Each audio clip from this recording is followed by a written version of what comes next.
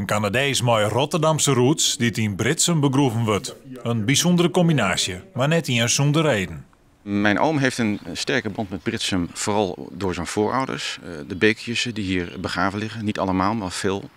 Een daarvan is een dominee, François Beekjes. En hij heeft geld gedoneerd aan de stichting Al de Frieske Tjerken voor behoud van deze kerk. Dus dat is de reden dat hij een sterke band heeft met deze kerk. En mijn tante wil dat hij hierbij gezet wordt bij zijn voorouders.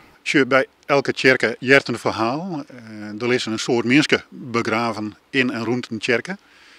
Zo'n nieuwsgierig als hier, dat een Beekjes al in de 17e eeuw hier doen die west het. En dat zien Nijteem dan hier begroeven wordt. Dat is een heel lange, teruggaande lijn.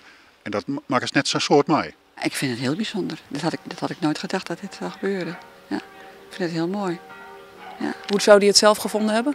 Ik denk dat hij het fantastisch gevonden zou hebben. Denk je niet? Ja. Otto Beekjes waard in 1924 binnen en speelde een wichtige rol in de Tweede Wereldoorlog. Hiervoor kreeg hij later nog een verzetsherdenkingskruis. Zijn familie had wel eens lange tijd net weten van de heldendieren van Otto. We hebben pas een paar jaar geleden ontdekt dat hij een verzetsherdenkingskruis heeft gekregen.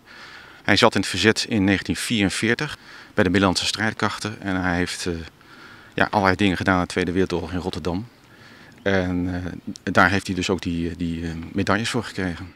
Nou, aanleiding van de donatie van Otto Beekjes en de bijzondere familieskiedenis van de Beekjessen had de stichting Oude Frieske Tjerken de namen en sterdatum van de Canadees op een familieplakkaat in de tjerken erbij opzet.